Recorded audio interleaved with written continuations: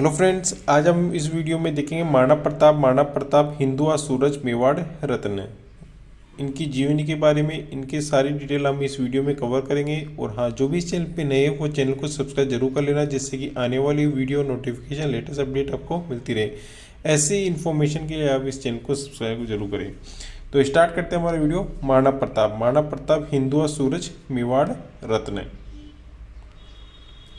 राजपूताना की ऐसी रियासत जिसका राजवंश प्राचीन राजवंशों में से एक है, जिसके राजाओं ने अपने रण कौशल से अपना पराक्रम दसों दिशाओं तक फैलाया।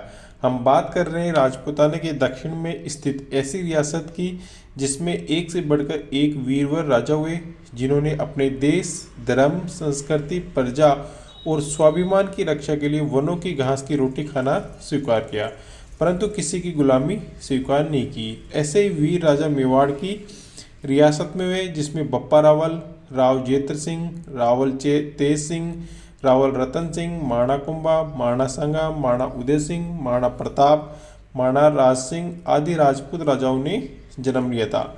बात है 9 मई 1540 विक्रम संवत 25 मई 1540 कुंभलगढ़ के किले में एक शिशु का जन्म हुआ, जो आगे चलकर हिंदुआ सूरज कहलाया और इस शिशु का नाम कुंवर प्रताप रखा। पिता थे इनके महाराणा उदय सिंह, माता रानी जयवंता बाई। कुंवर प्रताप को प्यार से कीका बुलाते थे, क्योंकि प्रताप छोटी उम्र में प्रजा और जंगल में निवास कर रहे बीलों से प्रसन्न पूर्वक मिलते थे और संकट की घड़ी में इनकी सहायता करने को तत्पर रहते थे, और इस कारण वे प्रजा के लिए हितैषी बन गए। प्रजा प्रेम ने प्रताप को भावी राजा के रूप में स्वीकार करने की इच्छा जाहिर की थी, परंतु महाराणा उदय सिंह की प्रिय भटियानी रानी के प्रेम में उदय सिंह ने जगमाल को मेवाड़ का उत्तराधिकारी घोषित कर दिया था। महाराणा उदय सिंह के समय दिल्ली के शासक अकबर ने 1567 से 68 में चित्तौड़गढ़ पर आक्रमण किया था। सरदारों के कहने पर महाराणा उदय सिंह को परिवार सहित उदयपुर भेज दिया और किले का दावेदार जयमल राठौड़, वीर कल्ला राठौड़ व पत्ता सिसोदिया को सौंप दिया। इस आक्रमण का मुकाबला राजपूत सरदारों ने बड़ी वीरतापूर्वक किया और शत्रु दल की संख्या लाखों की संख्या में होने के कारण राजपूत सरदार बड़ी वीरता से लड़ते हुए केसरिया हुए और वीरगति को प्राप्त हुए। रानी फूल कंवर के नेतृत्व में जौहर किया और ये मेवाड़ का तीसरा शाखा था।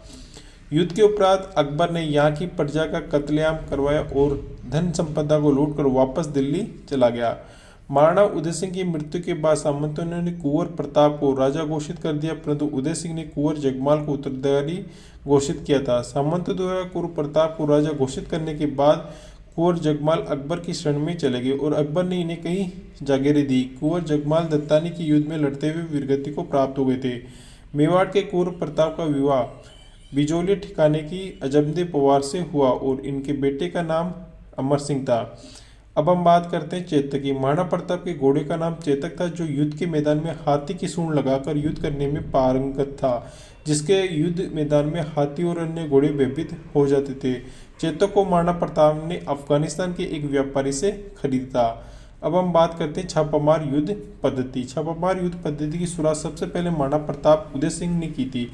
उसके बाद इस युद्ध पद्धति का अनुसरण उनके पुत्र महाराणा प्रताप ने भी किया और इस पद्धति द्वारा महाराणा प्रताप को विजय भी प्राप्त हुई। महाराणा प्रताप की प्रतिज्ञा। महाराणा प्रताप का राज्याभिषेक सामंतों द्वारा करवाया गया और महाराणा प्रताप ने यह प्रतिज्ञा ली थी कि जब तक चित्तौड़गढ़ मुगलों से आज़ाद नहीं कर लेते तब तक वह वन में रहेंगे और साधारण जनता की तरह जीवन यापन करेंगे। अकबर की कूटनीतिक चाल। अकबर ने विभिन्न कूटनीतिक चालों द्वारा महाराणा प्रताप को अपने अधीन करने के लिए विभिन्न प्रलोभन दिया, परंतु ये प्रलोभन भी महाराणा प्रताप के स्वाभिमान को नहीं झुका सके और महाराणा प्रताप का इरादा और भी मजबूत होता चला गया। अब हम बात करते हैं चार दूत जो अकबर ने समय समय पर महाराणा प्रताप के पास भेजे थे। अकबर ने समय समय महाराणा प्रताप के पास चार दूत भेजे, जिनका लक्ष्य था महाराणा प्रताप को अकबर के अधीन करना, अर्थात उनकी स्वतंत्रता को समाप्त करना। इन दूतों में सबसे पहले जलाल खां को 1572 में भेजा, जो असफल रहा। जलाल खां कोरची के असफल होने के बाद अकबर ने आमेर कुंवर मान सिंह को 1573 में महाराणा प्रताप के पास समझाइश के लिए भेजा। अब हम बात करते हैं भोजन वार्ता। जब मान सिंह को राणा प्रताप के पास आए तो महाराणा प्रताप ने उनको शाम के भोजन ग्रहण करने के लिए रुकने को कहा, तो शाम के समय भोजन ग्रहण करने महाराणा प्रताप के कुंवर अमर सिंह आए। इससे मान सिंह नाराज हो गए और उन्होंने अपना अपमान समझा और वापस अकबर के पास चले गए। जब मान सिंह भी असफल होकर वापस लौटे तो अकबर ने आमेर नरेश भगवंत दास 15 को 1573 में गोकुंदा भेजा महाराणा प्रताप को अधीनता स्वीकार करने के लिए, परंतु स्वाभिमान के प्रतीक महाराणा प्रताप कहाँ झुकना स्वीकार करते। अंतिम दूत के रूप में अकबर ने टोडरमल को दिसंबर 1573 में गोकुंदा प्रताप के पास भेजा। उपरोक्त चारों दूतों के असफल हो जाने के बाद अकबर ने युद्ध के लिए तैयारी शुरू कर दी और इधर महाराणा प्रताप अपने सामंतों को समझाने लगे कि अब युद्ध होने ही वाला है, इसलिए हमें पूर्ण रूप से युद्ध के लिए तैयार रहना चाहिए। हल्दीघाटी का युद्ध 18 जून 1576 को महाराणा प्रताप और अकबर प्रतिनिधि मान सिंह के मध्य हुआ। इस युद्ध में जहाँ महाराणा प्रताप की संख्या 20,000 थी तो वहीं मान सिंह के पास 80,000 की विशाल सेना थी। इस युद्ध में महाराणा प्रताप के सेनापति हकीम कासूरी थे जो कि हरावल दस्ते का प्रतिनिधि कर रहे थे, और राणा पूंजा भील थे जो कि चंद्रावल दस्ते का प्रतिनिधित्व कर रहे थे। हरावल सेना का अग्रिम भाग जो कि सबसे पहले आक्रमण करने के लिए आगे बढ़ता है। चंद्रावल सेना का पिछला भाग जो सेना पर नजर बनाए रखता है।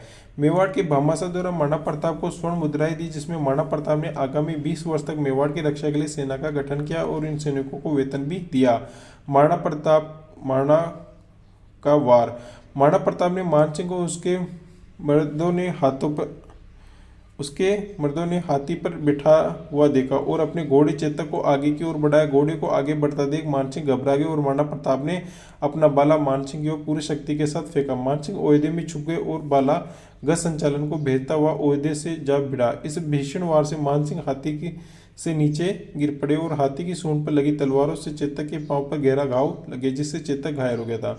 चेतक का पराक्रम युद्ध में घायल चेतक को भी ये मालूम था कि अपने मालिक को किसी भी सुरक्षित स्थान पर पहुंचाना है, इसलिए जब महाराणा प्रताप को सभी सरदारों ने युद्ध से बाहर निकालने के लिए विवश किया तब घायल चेतक पवन वेग की रफ्तार से कुछ इस तरह आगे बढ़ता गया और पीछे आ रहे दुश्मनों को पीछे छोड़ दिया और महाराणा को 20 फीट के नाले को छलांग लगाकर पार करा दिया और वहीं से घायल चेतक ने अपने प्राण त्याग दिए।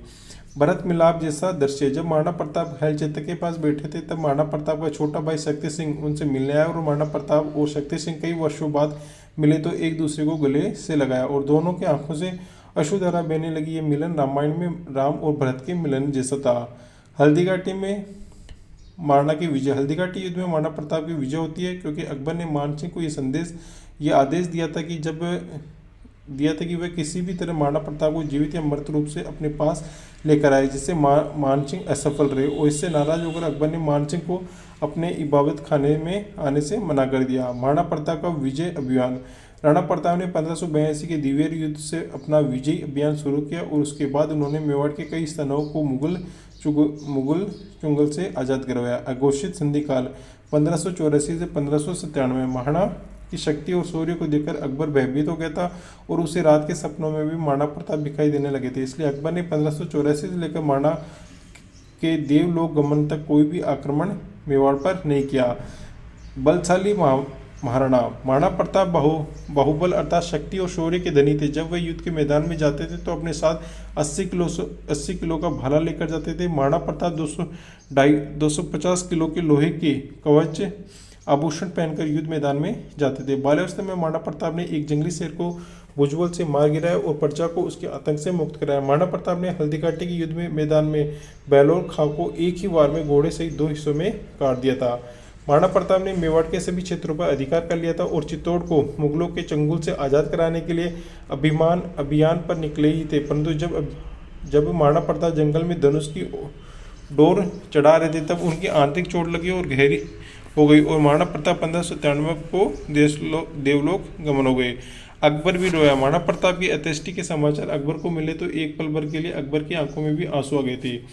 तो ये आपको जो महाराणा प्रताप की जीवनी थी ये कैसे लगी हमें कमेंट बॉक्स में कमेंट करके बताना और जो भी चैनल पे नए वो चैनल को सब्सक्राइब जरूर कर लेना जिससे कि आने वाली वीडियो नोटिफिकेशन आपको रिसीव हो। उसके लेटेस्ट अपडेट के लिए चैनल को सब्सक्राइब करना ना भूलें।